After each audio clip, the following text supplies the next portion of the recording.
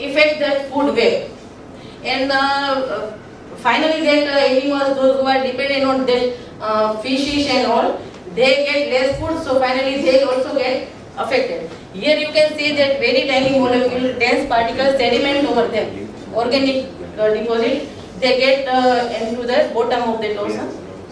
Next slide. Now we are talking about plastics.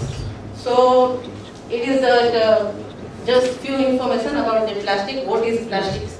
Plastic does not biodegrade. It is not biodegradable, and it photodegrades. Photodegrades means due to the sunlight, it converts into very tiny molecule, but still the tiny molecule remains there only. This is a process by which plastic is broken down by sunlight into smaller pieces, but still remain plastic only. The problem with this is that there is no much plastic floating in the Pacific garbage patch, that is breaks down into the such small piece that it would be almost impossible to retrieve.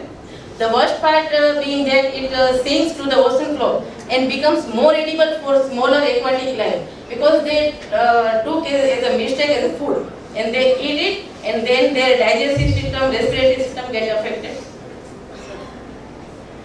Now the sources and effect of marine pollutants. Next slide. Now nutrients, primary source and cause and their effects.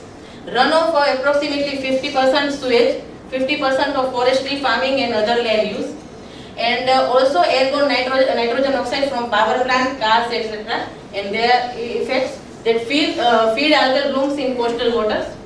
Decomposing algae depletes water of oxygen. Killing other marine life can spur algal blooms, and releasing toxins that can kill fish and poison people. Sedimentation, erosion from mining, forestry, farming and other land use, coastal dredging and mining. Now effects are the cloud water, impeded photosynthesis below surface water, clogged gills of fish. Due to this, that gills of fish get clogged, and smother and bury coastal ecosystem.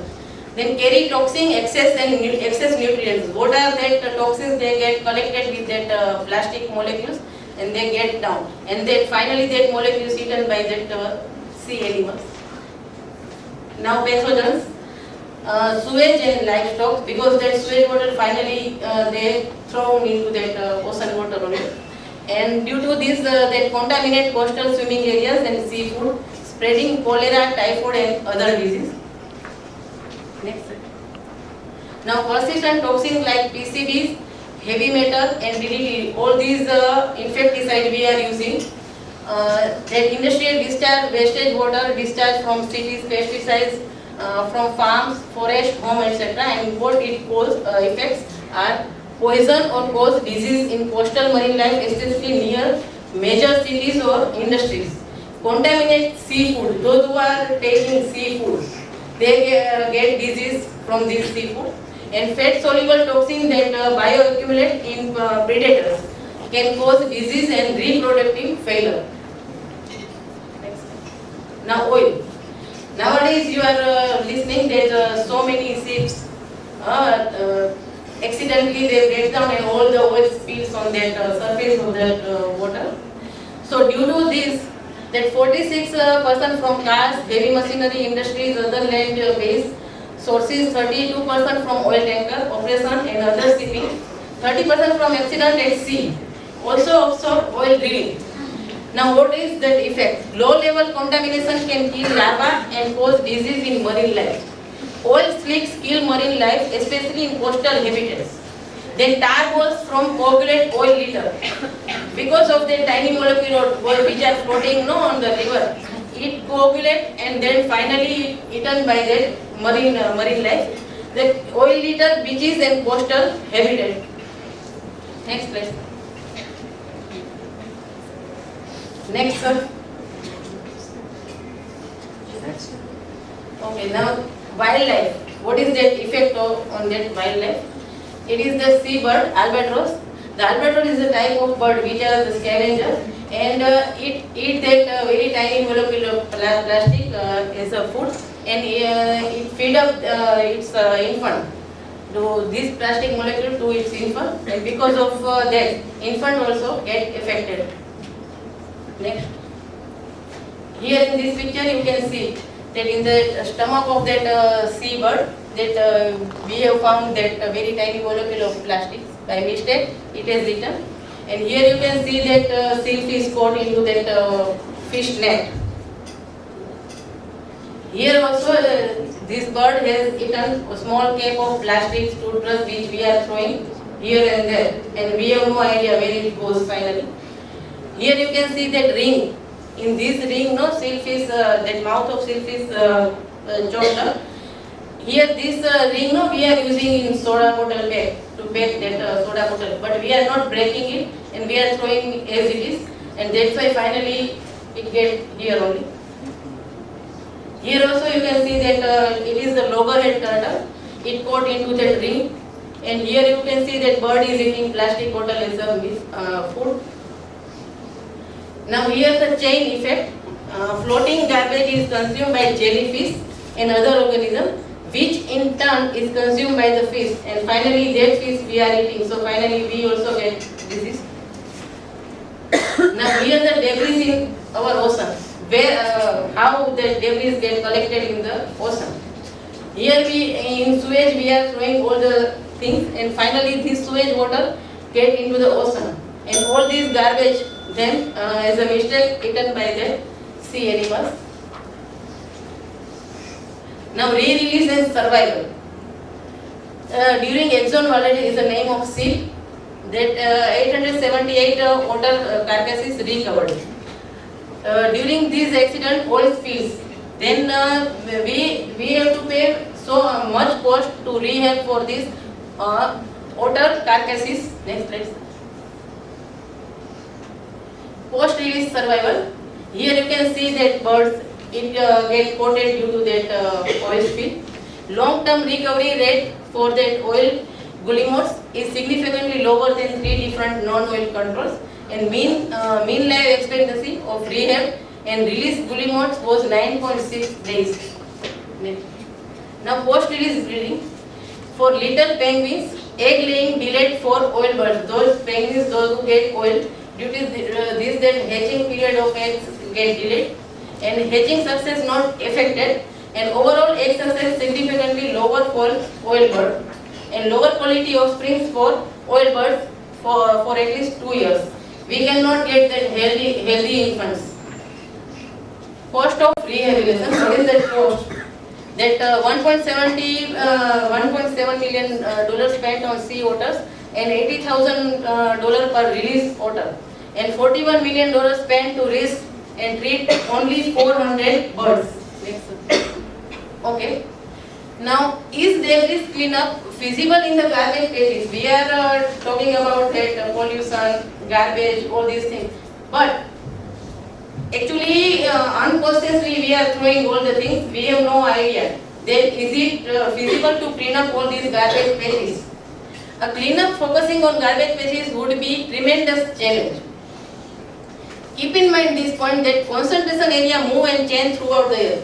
This tiny molecule of plastic is accumulated there, but it not remain there because of that sea current, because it moving continuously, so we cannot clean up it. Then these areas are typically very large. So clean up these areas is the big challenge for us now. And the marine debris is not distributed evenly within these areas. Now mode of transport and cleanup will likely require fuels to reach there, and to clean up also cost more. And most of the marine debris found in these areas is small bits of plastic. So how can you clean up there? Which type of net, which size of net you make to clean up all this? Because if you make no very minute size of net, then also that larva of fish and other sea animals, then algae, all this coat with it only. So it is very difficult to clean up. Now what is being done? No one country responsibility, and that Great Pacific Garbage, it is known as that Great Pacific Garbage Treaty, and no UN nation has signed to take responsibility, because nobody is responsible for this, and all are responsible for this. Trace is hard to clean up due to size, and satellite cannot detect debris. What is being done? Environmental cleanup, pollution and sea plagues expansion Project KZ and Junk Craft project, which is organized by that person I have explained earlier, that Charles Moore. After predicted that address, he has started this organization, Aljalita Marine Research Foundation. Next. Okay, now it is for us only.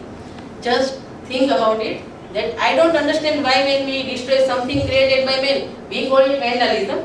But when we destroy something created by nature, we call it progress.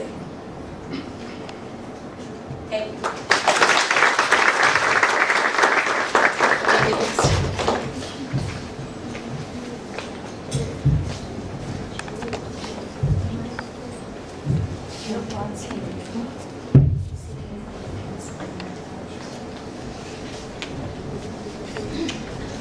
First of all, thank you very much. It was a very informative session. I'd just like to ask a very small question. What out of all these was your actual research? See, it is not called my research, it is my search only. Whatever I have done in net, actually we have to give any subject. Okay, very frankly I am speaking. So I have started to find out any topic, and accidentally I find out that topic, and I find it interesting. So I started getting information on that topic, and I come to know about it, and finally I present here. So what I would like to know is, what was your input to the presentation here? Okay, my input, that all the information which I have collected, but I have not exactly copied. I have written by my own, but whatever I am thinking about it, that it is right that very tiny, I know that plastic whatever we are using, and I have experienced that also, that very that polythene bag which I have kept in sunlight for week, it degrades but not totally biodegrades. That tiny molecule, if you touch it, it remains like dust on your hand only. And this plastic get collected in the surface of the water. Now you cannot imagine that what is the effect of that on marine life if they eat this plastic very minute molecule. So I want to aware all about it. Madam, in your presentation you mentioned that is the 46% of oil that comes from the car. Now, Yeah. how this car oil will reach to the, what you can say? No, the actually, whatever that, actually, no, I have not any idea about that engine, but whatever that oil, it is, we call impure oil, that they are changing, then finally they throw it into the ocean. So, because nowadays, we are using car modes. So whatever the impure oil, when they change, finally they release into that ocean water. And one more question, that is, madam, nowadays, just before few days, the one concept has come, that is to degrade the plastic also. Yes. The three things, the bioremediation, bioleaching and biomining. These three projects that CSIR, the Council of Scientific Industrial Research, they were launched by the CSIR, by our, one day, CSMCR, or Bhavnagar only.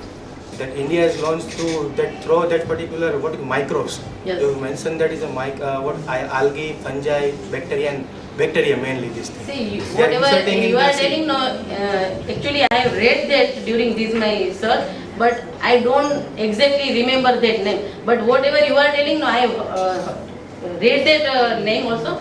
And that plastic, I have read that they are telling that if we throw this material, that plastic material gets stuck with it, and we can remove that No, plastic. up to right now the plastic is non-degradable material. But just before few days it came that we can degrade the plastic also with the help of these microbes. Yes, as I have told you that I have read. And again one more thing, that is actually- this garbage space is not located at particular place only in the Yes. sea, because as it is moving from one moving. place That to- I have told only that that, microbes, one more thing, that microbe is spreading really very fast. Yes. Because of that, they are putting in the sea only. They reach up to their food, because their food is only the plastic. That's why they clean that particular plastic. Okay. Thank you, sir, for giving me information. Madam, as Devang sir has already mentioned here, it was previously also informed that nowadays due to nanotechnology, because nanotechnology is advancing very fast. So it is possible that due to the help of nanotechnology that in future we have some polymers which are easily biodegradable Make it Because, effort. sir, all the scientists know they are trying to clean up all this garbage and they are finding different ways to clean up all this plastic. And whatever Devang sir, they are producing such type of microbes. Those who are eating that plastic They are in molecules. the environment only, not producing it, they are in the environment. See, my meaning is actually by mistake I have speak that were produced, but they are not producing. But they find out that microbes, that those who are eating that plastics as a food. Okay, so see, they are not producing, but they are taking that microbes and they are producing in the laboratories in the more number of it. Yes, they can, but that production rate they can increase. That my meaning is to tell. That production rate they can increase no, in laboratory with that research. So we can clean up it very fastly. But as a human effort, we cannot clean up it. With that microbes and all, we can. But yes, the scientists have started also. And see, whenever we find no any problem, we are starting to solve that problem. And we are starting no with different ways. Okay. We cannot get solution at a time. We can try our best. So these way scientists also they are finding, they are researching also. I am not telling that they find that exact way to find, but they are trying. And they have found that also I read that some of the microbes, but I don't remember the name of that microbes and that you have asked me. But I don't, but yes, I have read that some of the microbes, they are eating that plastic molecules as a food. As we are hearing in news also that some of the countries, developed countries like America and other countries, they are dumping their garbage in developing countries like India, supposedly none of however, they are knowing. How much extent it is really true that most of the developed countries are doing like that? It's true, I don't know, but we have heard it, used. Actually, sir, they are using plastic more than us. And they are going, because they have, actually they have habit no use and throw. And we are reusing the thing. Finally, no, it behaves by itself. We are using, because as an Indian, no, we have habit to use things. And they are using and throwing. So most of the garbage comes from there only. Thank you, thank you.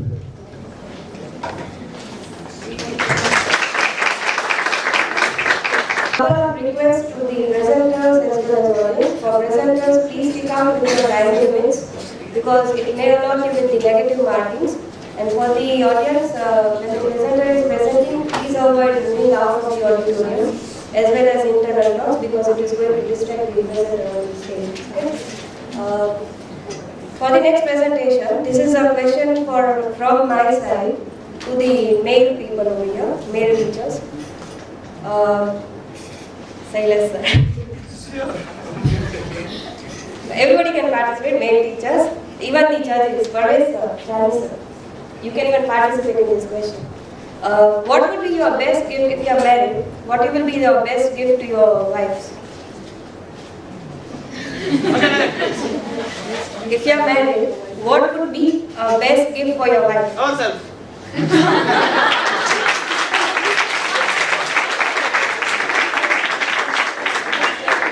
Of course, we are for that, but anything which you go to the market, materialist.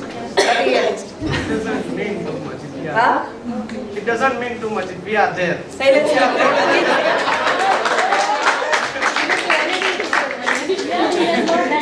If we are not there, then there is no. Ajit sir, okay. Thank you so much. Ajit sir. Same thing, madam. Yeah, it's fine. Okay. Parvez sir.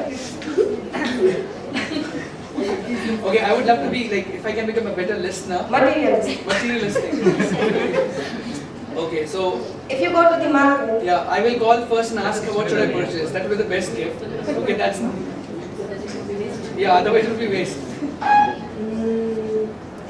Apurva sir, what would you buy for that? If you are talking about materialistic, then Like, generally, when sorry to interrupt, but imagine that you are in the market right now. You better ask the females, what do they expect? Yeah. I'll go with that also, but I don't know their mindset. Then Jewelry. Jewelry. Sir, what would be in the jewelry? Is it a diamond set or gold or what? Yeah, like gold. Gold, yeah. And the female people, what would be your feeling if something is there in your neck and you are going out with a nice groom and something in your neck which is so shiny? What would be that for you? If somebody gives you the gift, what would you prefer to have? Female teachers, should I come over there? Did you understand what did I tell? So, what would be your choice? Your spouse would be giving it to you in your neck, which will make you feel proud. Neha ma'am. But no, there are endless things. Endless. Okay, so Sailor sir didn't answer, but Apurva sir answered that is well read. Me only. I'll never come back to you. Apurva sir, if you want to buy gold, do you think that it is easy to buy in this modern era? No, it's very difficult. It is very difficult, The yes. gold rate is daily increasing. What would you need for buying those stuff? Of course, money. Money. So the next candidate over here, we have Mayur sir, who is going to, he is a very nice person to let us know how to save our economy and do the trade. So definitely after